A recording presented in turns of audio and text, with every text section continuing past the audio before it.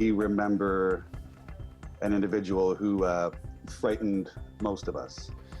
We speak to those who knew the killer as a teen and how a father's will could be behind the tragic murders. Plus, I'm experiencing some shortness of breath, just gonna see if I can rule this out. long lineups at testing centers today. More than 200 COVID-19 cases are reported in Ontario, the highest in months. How testing is more important now than ever. And the amount of funding that the province gave to the TDSB itself acknowledges is not enough. So this is our workaround. Parents take it upon themselves to create an outdoor classroom for their children. And meet the man who hasn't been able to see his wife much during the pandemic, but he has been sending her his love in the form of a letter every day. As Toronto returns to class next week and more people return to work, they'll do so as the number of new daily COVID-19 cases climbs to a level not seen since late July. Ontario reported 213 new cases of the disease today. The last time the province reported more than 200 cases was July 21st, when there were 203. A third of the cases are in Toronto, which reported 71. Peel region had 38 new cases. And as new COVID-19 cases continue to rise, the province is also ramping up testing. And with flu season approaching, there are plans to start checking people for both viruses at the same time. Loretta Redekop explains. Lots of people headed out for a COVID-19 test today on a day when Ontario's new cases spiked higher than they have in months. I'm experiencing some shortness of breath, which is almost one of those self-enforcing things that makes you pretty friggin' nervous. So just gonna see if I can rule this out. So we'll just see how long it waits from here. I can finally see the entrance, so that's nice. I spoke to one young woman who didn't want to go on camera. She told me she was in this line yesterday for 3.5 hours. And then when she was almost at the end, they closed. So she's back again today for her test. It was a shorter wait at another testing center in the city. Today, Toronto had the highest number of new cases with 71, followed by Ottawa and Peel region. So anywhere where there's large urban areas, congregate living especially, that's where we have teams going in there, our health teams going in there to support these communities. Across Ontario, labs processed more than 32,000 tests today, many of them done here at the largest lab in the province at Mount Sinai Hospital. Soon, they're expecting to process 10,000 a day. And next week, they'll hit 500,000 tests completed. As flu season approaches, they're looking to add a test that will check for both viruses together. So that you don't have to have 2 swabs taken or have 2 different sampling techniques performed on you. We're not there yet, but everybody is actively working on that so that we are ready when the flu surge happens. With more testing, the hope is that officials will have a more accurate picture of how much COVID is actually in the community, unlike in spring. You can put interventions in before these small fires become big ones. So the last thing anybody wants is to go back into that massive lockdown that we had back in March. But this allows us to act early, act in focused areas. This doctor says that could mean certain areas returning to stage 2. Or increased messaging directed at young people to avoid large gatherings. Loretta Redekop, CBC News, Toronto. It has been 1 week since 4 members of an Oshawa family were shot to death. Police say 48-year-old Mitchell Lapa targeted his sister's family, injuring her and killing her husband and 3 of their children before taking his own life. John Lancaster has more on what we are learning from court records about the lead-up to this terrible tragedy. A makeshift memorial continues to grow today outside the Oshawa home where, a week ago, the unthinkable occurred. Loretta Traynor was wounded. Her husband, Chris, and 3 of their children, aged 11 to 20, were shot to death. A 4th child was not at home at the time.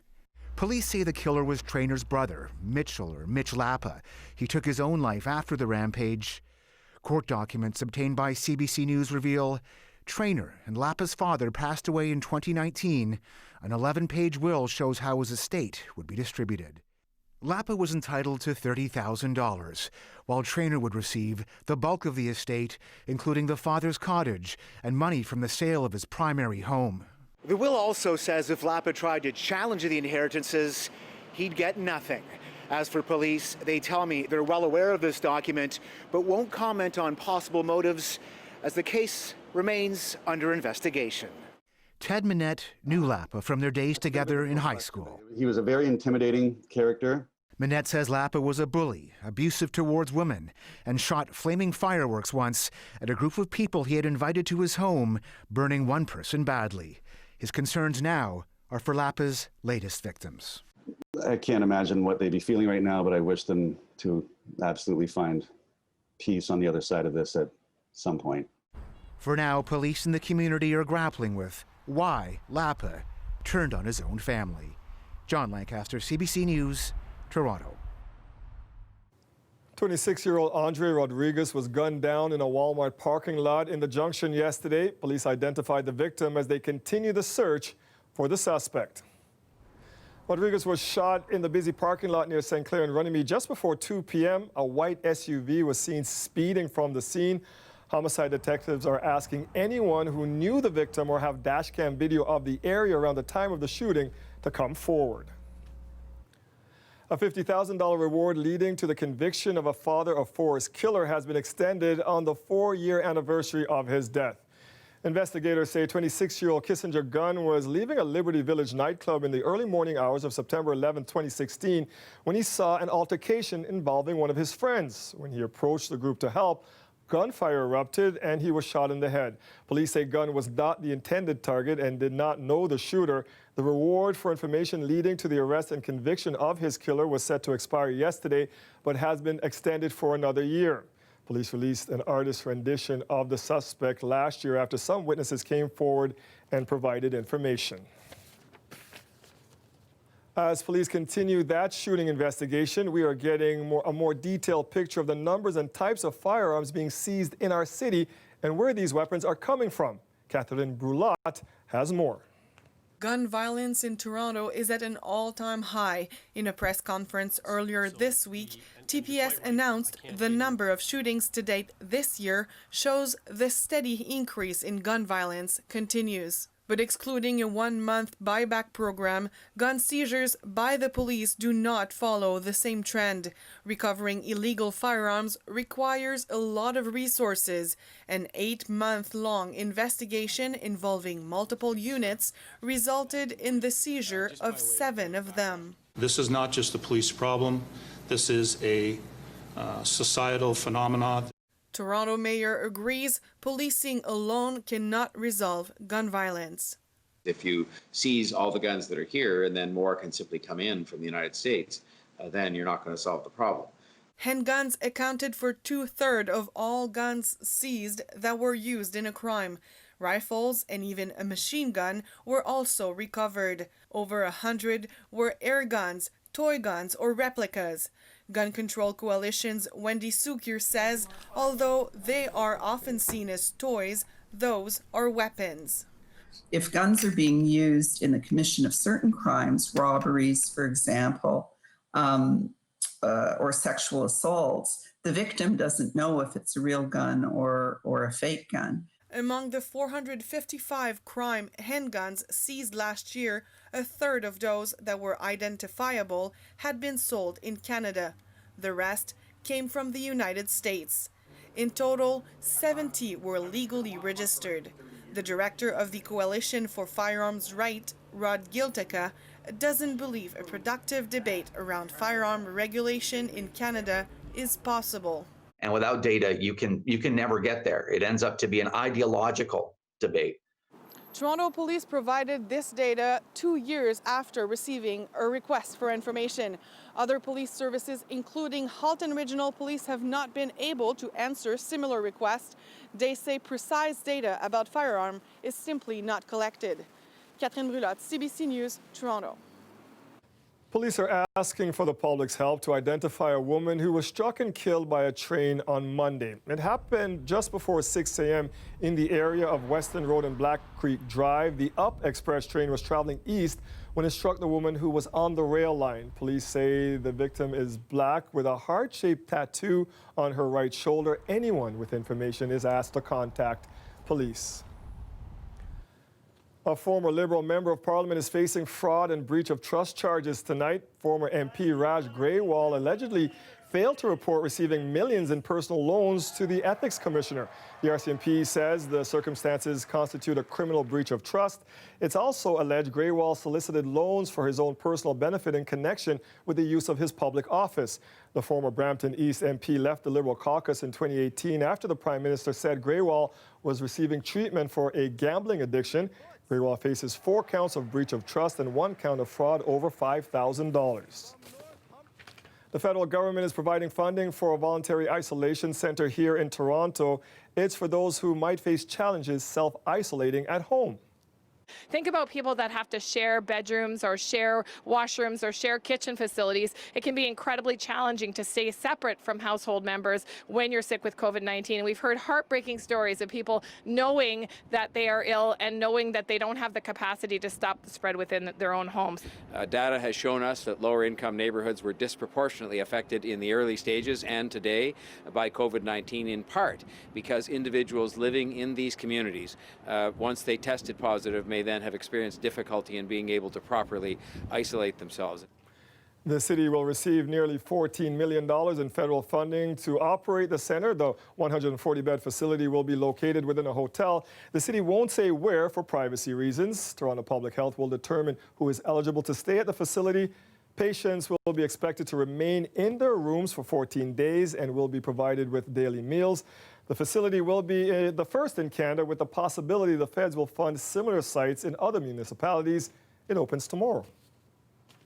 Movies and TV shows are being produced in Toronto again, but sets look a lot different now. It's just a lot of adjustment, to be honest. Like, you just kind of have to be, you just have to be malleable, and like, as actors, I think we're all pretty used to being asked to just like adapt really fast. I'm Talia Ricci, and coming up, we speak with people who work in film about what it's like now that the industry is back up and running.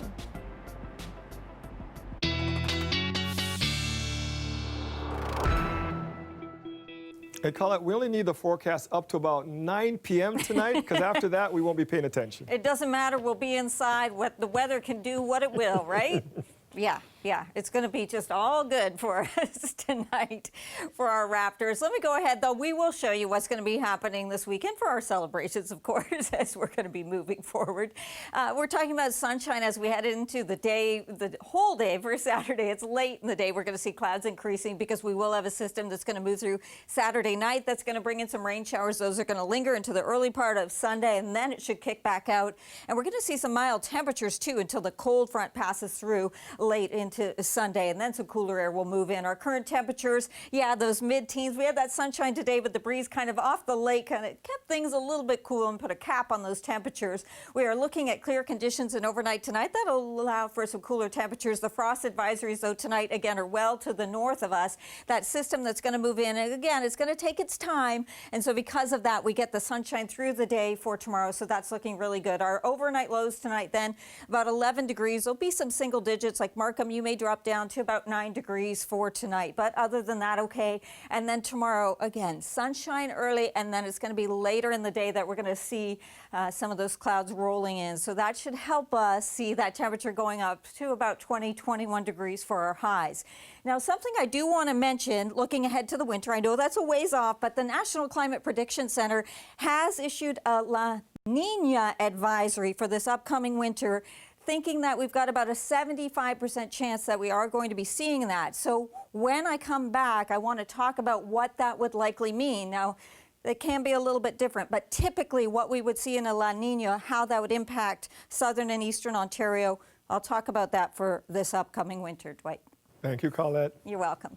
The weather is brought to you by Trane, the most reliable heating and cooling brand. We test, so it runs. It's hard to stop a train.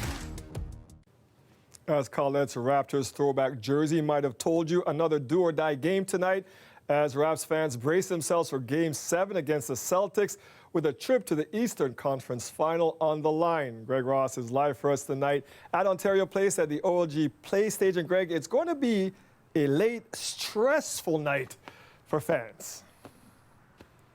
Yeah, stressful. I mean, if you think about Game 6 and how stressful that was, but also a thrilling double overtime victory for the Raptors. Now, if that is any indication, Dwight, we could be in for an epic, epic night tonight in Game 7. Raptors, Celtics in Orlando, Florida, in the bubble, and everything is on the line tonight. The winner will go to the Eastern Conference Final.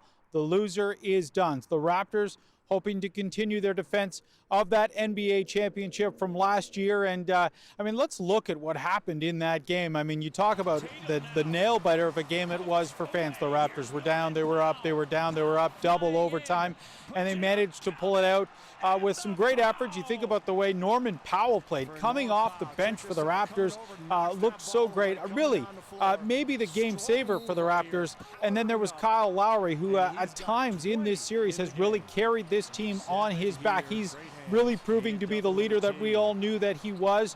Another big game for Kyle Lowry. OG Anunoby, again, continuing to emerge. Maybe the one player that we haven't seen in these playoffs for the Raptors so far has been Pascal Siakam, a big star for the Raptors last year in that championship run.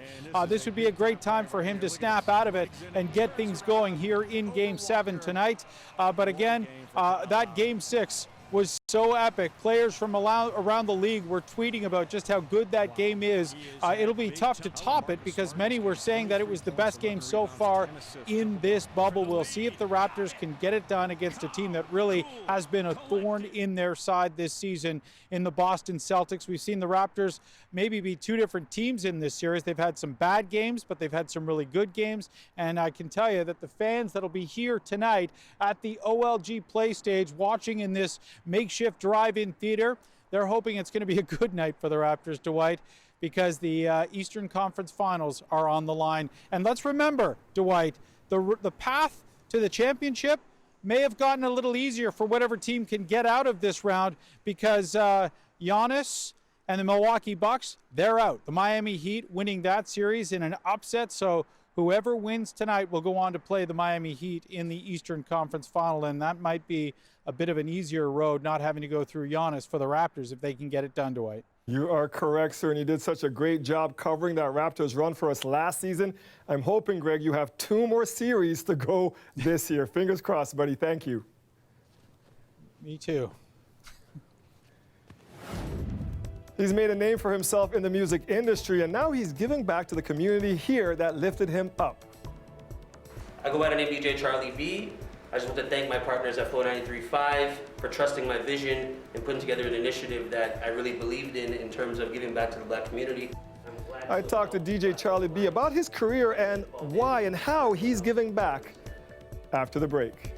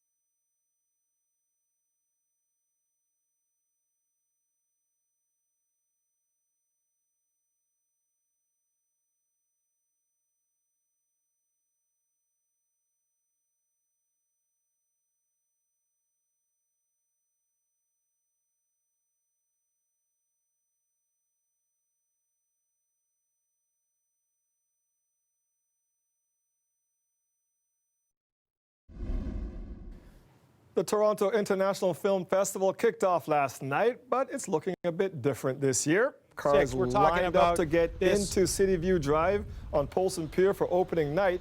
While most of the film festival showings moved online, a number will be screened in outdoor settings and physically distant indoor theaters. This comes as the film industry starts to ramp up again. Actors and producers are excited to be back at work, but as Talia Ricci reports, there are a lot of new protocols to ensure everyone remains safe. Lights, camera, precautions. Toronto got the go-ahead for the film and TV industry to start back up again in June. But following the new safety guidelines takes a lot of planning. And as they often say in the industry, there was a lot of hurry up and wait.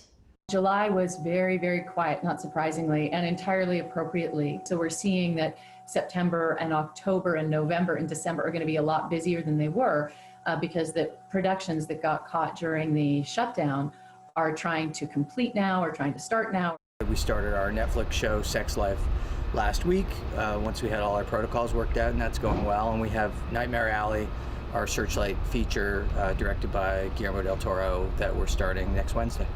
Miles Dale says being a producer now comes with a new set of responsibilities. There's been some anxiety given the fact that the virus is still out there and there's no vaccine, but many of the medical professionals have told us that we've kind of gone over and above what other people are doing in terms of our safety measures. There are a lot of safety measures in place on sets right now. Here at CineSpace Film Studios, this is the closest we could even get to showing you one. Those working on set have to get tested for COVID, have their temperature checked, and get screened before they can even go inside. I was just shooting these past couple of days an episode of Nurses here in Toronto. For rehearsals, you have to wear your masks. So that's a bit funny because rehearsing without being able to see your scene partner's face is a little bit different. Actor Geeta Miller says things are different on set, but people are happy to be back at work. You just have to be malleable, and as actors, I think we're all pretty used to being asked to just adapt. Talia. That was our Talia Ricci reporting. Toronto DJ Charlie B has worked with Drake's OVO camp, DJ Khaled, Cardi B, and many more. He's known for keeping the beats pumping and the party going, but now he is adding philanthropist to his resume, donating $55,000 to the Black Health Alliance. The group works to improve the health and well-being in communities right across the country, including the one DJ Charlie grew up in. I'm glad to have helped the Black Health Alliance, the president, Paul Bailey, and everyone else a part of this event. Eastrom for elementary, Humber Summit for middle school. Humber Summit, yeah. And I went to Emory for high school. Yeah. I've always had a passion for music. My older brother was actually a DJ, and we used to share a room. And when he wouldn't be home, I would just be messing around with his records. And ever since middle school, I used to get audio cassettes and play them at lunchtime, record off the radio. Not to date myself, you know what I mean? But growing into this scene, I used to DJ a lot of house parties, whether it be in the west end of the city or east end of the city. And from that, I gained a lot of love, but I never really took it seriously until I was about 18, because I started getting more opportunity. And the black community accepted me before any community accepted me, even growing up. I was a little soft growing up, So a lot of my Jamaican friends, my Somalian friends, and just really toughened me up and really showed me how to grow. And they brought you into the culture. Brought me into the culture and accepted me before any other, community accepted me. And I really, I love that, and I grew up around mostly Jamaicans and, just really toughened me up and really showed me how to grow. And they brought you into the culture. Brought me into the culture and accepted me before any other, community accepted me. And I really, I love that. It's surprising though, with immigrant Indian parents or immigrant West Indian parents, you say you want to be a DJ, but they're like, no, you gotta go to school, man. You gotta, right? You gotta be an engineer. Yeah, so, it was like that, getting up there. And then it got to a point where my mom was more supportive. My dad was like, you gotta be an engineer. You gotta do something in that realm. School. And for sure, I went to school as well for them. Yes. And, what did you do? What did you study? So I studied ECE, working with kids. I worked for the school board in York for a few years. Wow. And it was very joyful for me to kind of help children and see where they start and how I've helped them develop Beautiful. Throughout the year. And I think that, going back to what you were saying in regards to being a DJ, they never really understood it until they saw me on TV. So when I was DJing on BET and on 106 in Park, I'm like, look, man, I'm doing this. Like, I'm on TV at 6 o'clock. Now you're really dating yourself. Yeah. But we're trying to stay up. Yeah. But no, ever since that, I kind of grew more into the culture immensely. And then obviously working with OVO and Reps Up and Drake and stuff like that, they've kind of really supported my journey. At what point did you say, hey, you know what, I can make a living at this DJ thing. I can actually make a living here. You know what, I honestly was working at Best Buy in Woodbridge at the time. And I had told myself that I wanted to not work anymore, but wanted to work for myself. And I started this Sunday night weekly party in Brampton. And that started getting me a lot of money. And during those times, you don't really know how long it's gonna last. But you're like, you know what, I'm getting money right now. I think I can leave this. And then I would you know, pay my parents' bills, and they started saying, okay, you know what, the DJ thing seems to be working, you know? And they kind of trusted my vision in that. Now, you know, you mentioned some of the people you work with, but go through the list of us, man. Like, I put your name into Apple Music, and I got a whole list of music coming down it. So talk about some of the music you've done and some of the people that you've worked with. You know, a lot of the artists that are prominent now, you know, across, you know, even beyond Canada and America, I've known them before they were famous. Even Drake, like I've known Drake for a very long time. That whole team's embraced me, and I've been inspired by them this whole run, you know, and I think that it's good to see. I'm coming from the times of DJing at clubs where you play Toronto music for 5 minutes and they tell you to shut it off. Right? Like literally. Now our music's running the planet. Running the world, you know, and it's great to see. So I think that, you know, artists like that have really embraced me. So it's good to be a part of such a great, you know, and you seem to be part of that journey now. You've taken that success now, and you've decided that you're going to give back. And not only are you giving back, you're also giving back to the area of the city that you grew up in. Talk about the importance of that for you. I feel like if you have a voice, you need to do whatever you can. And you know, it all starts with one. If I'm over here paying it forward, people that are amongst what I'm doing are going to say, you know what, he did it, we could do it too. And that's great, because we're trying to make this come full circle. You know, like I said, the Black community supported me before anybody has, and I'm just trying to do my part day by day to you know, give back as much as I can to the community that helped me, you know. Well, I know the Black Health Alliance really appreciates that 50 grand, and you also got other DJs involved in this effort. You know, I almost forgot, but I want to shout out all the DJs worldwide. I think that, you know, we all got to bring everything together. You know, even with COVID and everything that's going on, I find that it's even showing you how much more important it is to work as a unit and work together. We're always going to grow together instead of working against each other. You know? We appreciate you trying to be part of the solution here, man. Thank you so much. Thank you. All right, love. Thank you. What's old is new again at Bathurst and Lakeshore. I'm Marivelle Tarouk. Coming up after the break, we'll show you what neighbors have been hungry for.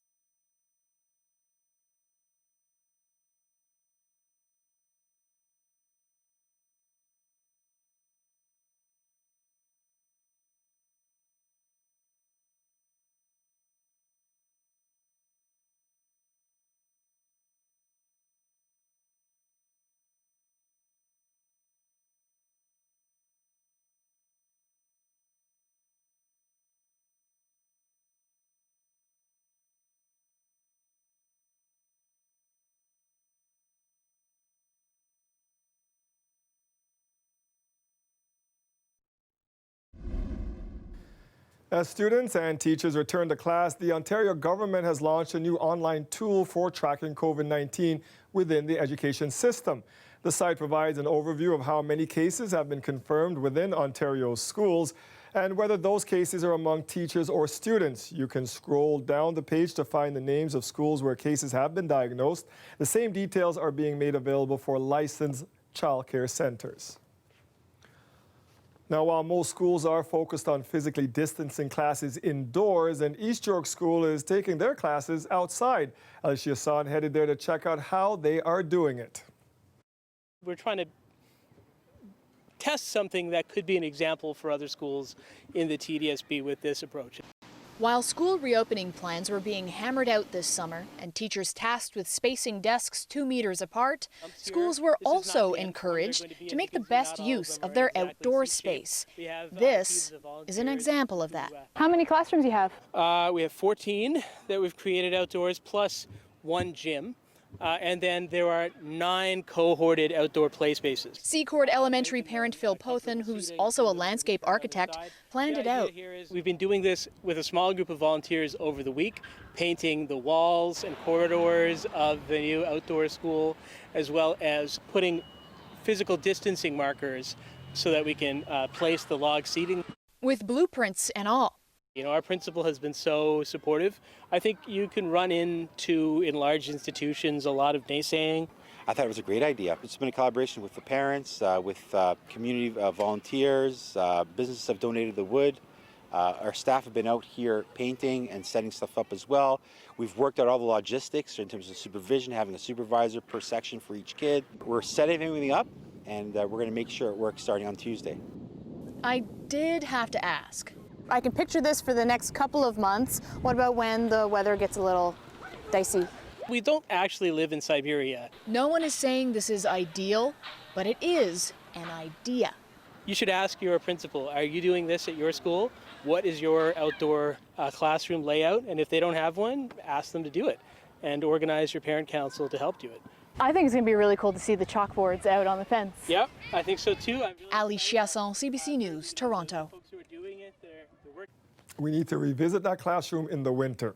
So you can feel it in the air. Fall is coming, but the city is hoping to extend patio season for just a little bit longer by allowing portable heaters on all outdoor patios. We're going to allow heaters subject to safety rules and so forth and specific requirements as to what kind of heater you can use. But it's just really meant to give people a longer time in which to try and recover some more revenue to stay afloat, because we know that those businesses are really struggling. The Cafe TO program permits restaurants to add or expand patios and has helped many restaurants stay afloat during the pandemic. But it's scheduled to end in late fall when the snow begins, so the city is allowing portable heaters to make outdoor dining more appealing to customers and extend patio season. The city says the Cafe TO program supports more than 760 restaurants across Toronto. The pandemic has forced the national exams for chartered professional accountants into an unusual setting. They are taking place this year in hotels. The beauty of this process is that the hotels are very adept at getting people in and out. You know, they're very comfortable with sort of the public health protocols that are required. The organization rented roughly 10,000 hotel rooms across Canada. Thousands of students write the 3-day final exam every year. Normally, it's done in large testing centers, which isn't possible this year because of COVID-19. Each student gets their own room where they'll spend about 5 hours a day writing the exam. Doors are kept open so the students can be monitored. Bells tolled and trumpets paid a mournful tribute to the nearly 3,000 killed on this day 19 years ago in Pennsylvania, at the Pentagon, and in New York.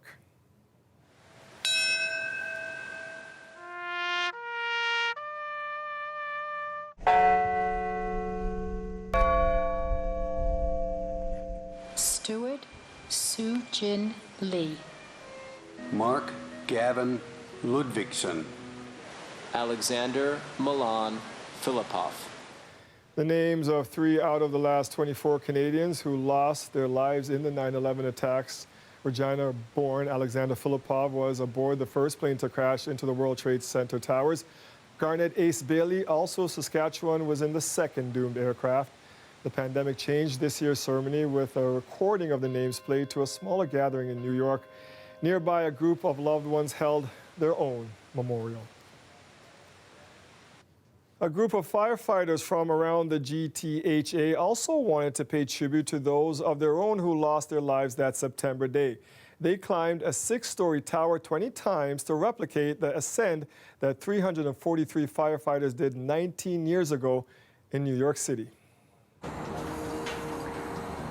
We're here to do a small event to try and remember what those 343 guys went through that day 19 years ago. So it's roughly 6 a.m. on September 11th. We've got a good group with us today, and we're going to be doing this stair climb to kind of kick things off. We're raising money for the Canadian Fallen Firefighters Foundation. We figured it was appropriate for our funds to be raised for such a foundation. They do so many great things for the families of fallen firefighters, and it just seemed appropriate for us to raise those funds for them today. It's to remember. Those guys went into those buildings when they could have easily just said this is too far and gone and moved back to a safer spot, but those guys knew that there were people in those buildings, and they made the ultimate sacrifice to go into those buildings and help save those civilians. And this is the least that we can do to try and remember their efforts. He hasn't been able to hug his wife since March, but Brian Barnes didn't let that stop him from expressing his love to her every day through letters. Dear sweet Joanne, dear sweet and patient Joanne, to my wonderful and lovely wife. Joanne, we've never gone this long in our 48-year relationship without being able to hold hands, hug one another, and to kiss your wonderful lips. As you can imagine, I miss all of those things. I still love you as much as I ever have loved you. We'll bring you this pandemic love story coming up a little bit later in the show.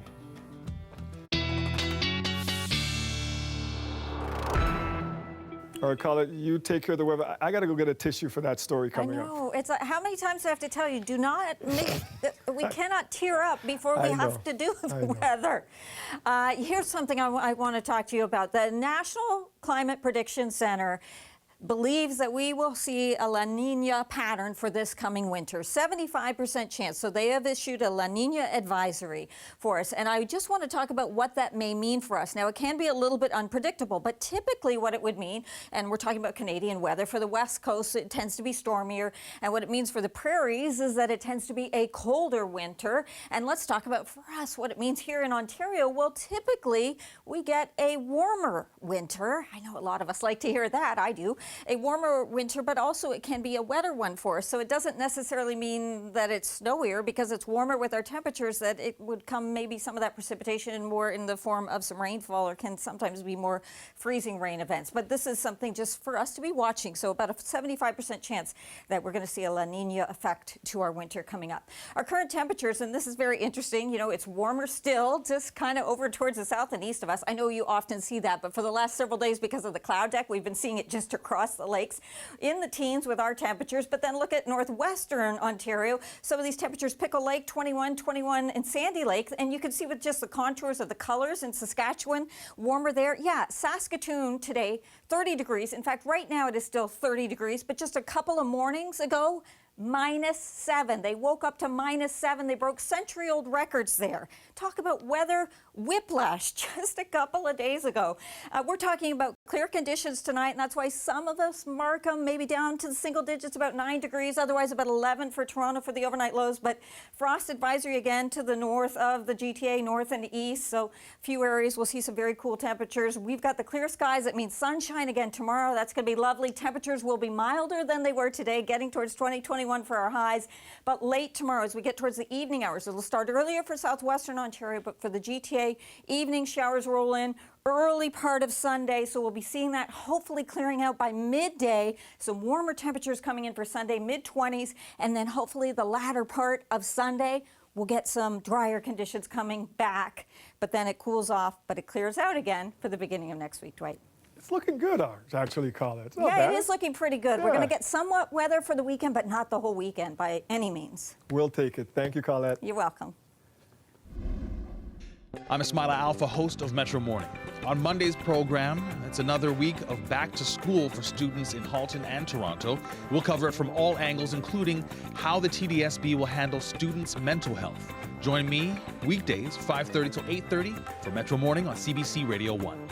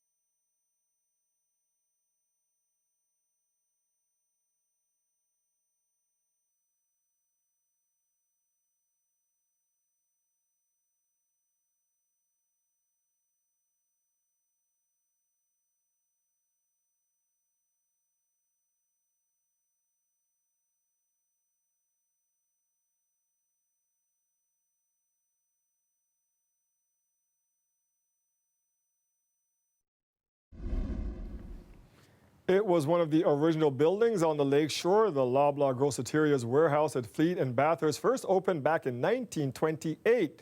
Now, nearly 100 years later, it is reopening its doors. As Merville Tarouk shows us, it is something the neighborhood has been waiting for years. This Loblaw's reopening was a century in the making. A modern space that includes Shoppers Drug Mart, Joe Fresh, and the flagship Loblaw's store. Today, when we finally opened the doors, it's been a magic moment. We've been extremely excited. Long before this reopening, this building, known as the West Block, was Loblaw's warehouse and head office. It first opened in 1928 and remained until the 1970s. The Daily Bread Food Bank was housed here until it moved in 2000. For 20 years, the building sat unused. Loblaws spent the last 5 years meticulously reviving the building down to the original bricks, brass signage, floor inlay. These wood beams were part of Toronto's Queen's Wharf, found nearly perfectly preserved underground. This is quite a historic building, and they've done a beautiful job. It's really neat. We were watching as they were, putting the old building back up. It looks beautiful. Anticipation for the store's opening was evident throughout the neighborhood. Like literally 11:28, I text them, I'm like, I'm in line. A lineup of shoppers before the store even opened. A location surrounded by condo towers, but very few major grocery stores to serve the tens of thousands of residents. You get a lot of variety as compared to the smaller stores nearby. So we just had to walk 5 minutes more, and we had tons of variety now. I moved in here like 13 years ago, and there was nothing here, and we're excited. We can just walk across the road, and we're here. Yes! Heirloom carrots. A little bit of everything, but great wine selection. Let's bottom line this. We're very excited to have this Loblaws in the neighborhood. I've been living here for 6 years. We've been waiting. Excitement level out of 10. 11. Back inside the store, everything from produce to piping hot pizza.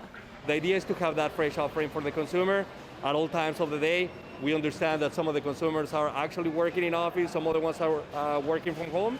But if they don't want to cook, they can always come to the store and find a fresh meal to take back and enjoy. One of the other unique things about this new Loblaws store are these giant cookies decorated to honor the history of the city. There's the CN Tower, this is Ontario Place, and this is the original West Block building. While the original building has been restored, the development also includes new office space for 1,100 Loblaws employees and 2 condo towers with 850 units, a way to ensure the 100-year-old space moves into the future. Marivel Tarouk, CBC News, Toronto. Man, that corner has changed over the years. I think you can even see some of those buildings in that shot. You're looking live at your beautiful waterfront. The sun's shining most of the day. Will it continue, though, into the weekend? Colette will join us with your final look at the forecast after the break. Stay with us. We are coming right back.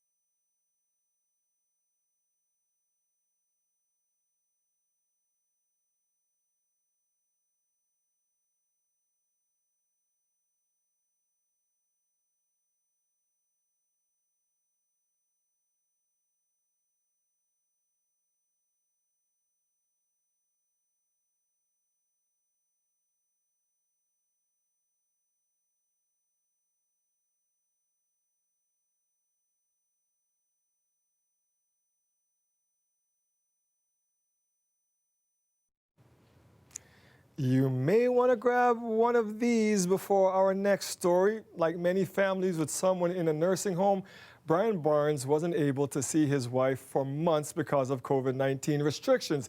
That's when he began sending his love to her every day in a way he has never done before. He shared his story with our Santa Troy. And love you. Love always, Brian. My wife, Joanne, is in a long-term care facility called the IOOF. It's called PSP, and her neurologist said it's a form of Parkinson's. I visited Joanne on March 15th, and the first letter was March 16th. She needed to have some contact. Her family has always been number one to her, so I went out and bought Joanne some flowers, and there were some cards there. So I looked at the cards. I probably looked at 15 or 20 cards, maybe not that many, but I looked at a pile, and there was nothing that I felt was appropriate. So I said, hell, I can make a card. So I came home and I started folding paper, and I said, no, I'll just write Joanne a letter. And do you want me to read the first letter? Okay. Dearest Joanne, I will need to keep this short. I will write another longer one either tomorrow or the following day. I hope the PSW has given you the flowers to enjoy. Needless to say that I miss you and I love you as much as ever. If you only remember one thing, remember that I love you very much, and I have loved you for 48 years now. This virus outbreak, COVID-19, is terrible and has been the most disruptive thing in my entire lifetime. I have no idea as to when we will be able to return to a normal life. Please try to stay positive and be strong. I'm trying my best to do likewise. My next letter will give you more information about our 3 wonderful sons. They wish they could see you and hug you. I miss seeing you, but I still love you as much as always. Your husband, Brian. Love, and then I got a whole series of X's. First X and O is from me. Next series of 3 is from my sons, and the last 2 are from our grandchildren. And I signed every letter off like that. So that was your first letter? That was the very first letter. And since then, how many letters have you written? Tonight will be letter 172. In fact, a couple of occasions, I think maybe on 4 or 5 occasions, Joanne has asked or indicated that she wanted the letter read a second time, and they're generally accommodating, very accommodating. Joanne would be put into bed, and she wanted the letter, so she'd have the letter on her chest. And I've heard from the morning PSW that she's still clinging on to the letter at 6:30 in the morning. And makes me feel good. I can't get any better than that one. She goes to bed knowing that I love her, and knowing that we have this relationship. But the biggest thing I miss is I miss being able to sit beside her. Because see, before the pandemic, I used to visit Joanne every afternoon and every night. This is letter 100. I call last night letter the Gretzky letter, 99. I decided to call you patient tonight because it's the 100th letter that I have written for you and to you. Many of our friends are surprised to hear that I was close to 100 letters. It is now. I think I will be somewhat of a contrarian, because I do not think 100 letters is something to celebrate. I think we should be more annoyed or concerned that our lives have been so seriously impacted. On a brighter note, I believe that we are closer to returning to normal. Tonight's 172, and this is letter 100. Where I will be able to visit you in your room or on the patio and hold your hands, look into your beautiful eyes, and tell you that I missed seeing you. I also have numerous hugs for you from myself and several of your friends.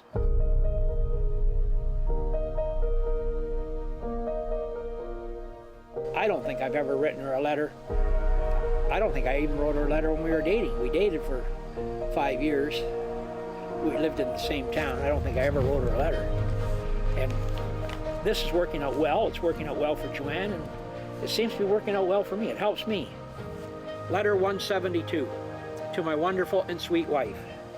Tonight's letter should be a surprise to you. I've just concluded a delightful interview with the CBC Toronto. The reporter, Santa Choi, made me feel very comfortable, and it was easy to talk because we talked about you. I showed Santa some photos of you, and she remarked about your wonderful, welcoming smile. Everyone loves your smile. Hopefully you and some of the IOF staff will be able to view this interview in a day or two. Joanne, as always, you were the focus, but you never, ever intentionally sought to be the center of attention. And if your heart is not warm after that, you've got a cold, cold heart, Colin. Oh, my goodness. Congratulations to Santa Troy for putting that together. And Brian, good on you, buddy. Wow. 170 letters. I hope he gets to hug that beautiful wife of his sooner than later, Colin. That they have to have it, but it's such a beautiful testament to their love for each other. So, yeah, wonderful. As we head into this weekend, we have some nice weather for you, and looks like tonight we'll have the clear skies. It sets us up for the sunshine that we will have to start the day tomorrow. And you know what? For most of the day tomorrow as well. It's a slightly different scenario. For those of you in southwestern Ontario, we'll see some showers perhaps coming in into the latter afternoon, or at least the cloud cover, and then into the evening, some of these showers. They're going to hold off pretty well. This is 11 p.m. here we're looking at with this particular model before they start to poke their nose into the GTA. Overnight Saturday into Sunday morning, we get into some of this rain and some embedded thunderstorms. That potential is there too. In terms of severe weather, a greater risk for southwestern Ontario as the cold front goes through. And then we should get the latter part of Sunday with things clearing out, and so some drying as well. So we get half a Sunday maybe looking pretty good too. Tonight 11, 21 the temperature, the high for Saturday, but Sunday, how about 25 before the cold front goes through and cools things back down again, Dwight? Before you leave, just open up and show us that shirt, Colin. Well, Let's go Raptors. It's retro, but yes, go Raptors. It still works. We can retro do it right tonight. back to last year.